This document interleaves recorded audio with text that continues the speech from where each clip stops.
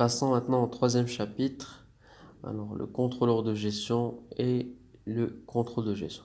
Donc, quels sont déjà les acteurs de ce process?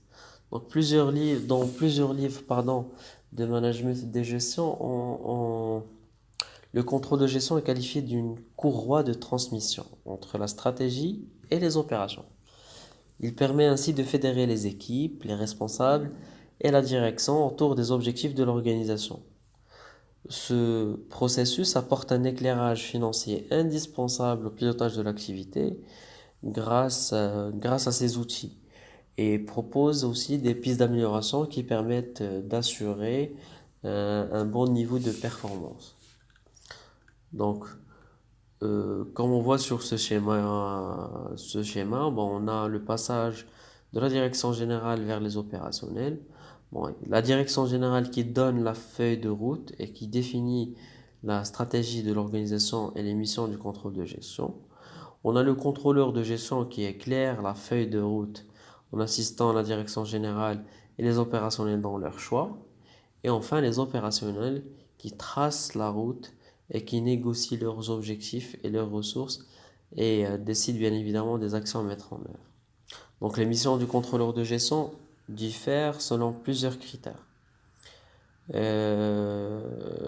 Comme on vient de dire sur le premier chapitre, ces critères sont généralement liés à la taille de l'entreprise, son secteur d'activité, sa culture, sa vision, sa stratégie, son positionnement sur le marché, et aussi les champs d'intervention du contrôle de gestion vont être certainement impactés aussi par rapport à son positionnement dans l'organisation et s'il est au niveau central ou décentralisé.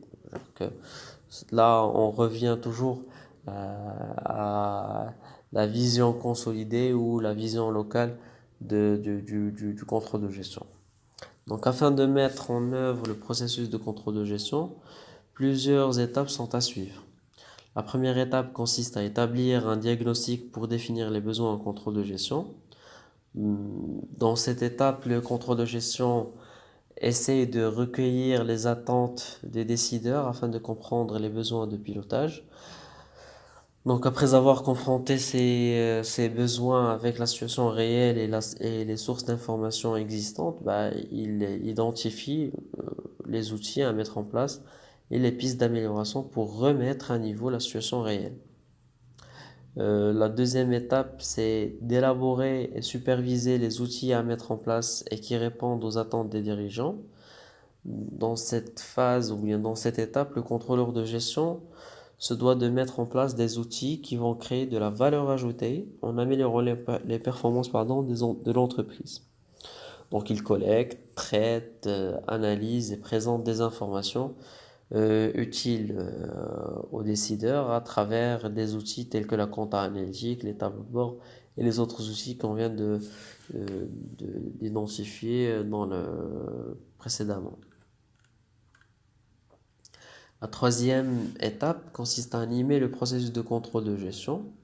Donc c'est là où le contrôleur de gestion orchestre son process en incitant les opérationnels à travailler pour atteindre les objectifs attendus, suivant le processus budgétaire, analysant les réalisations obtenues avec les prévisions et appréciation de l'évolution des indicateurs.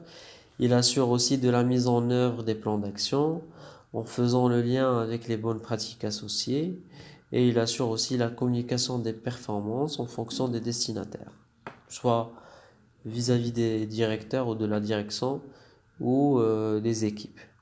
Donc il est à retenir que le rôle principal du contrôleur de gestion consiste à mettre en place un système de pilotage ciblé et conformément aux attentes de la direction.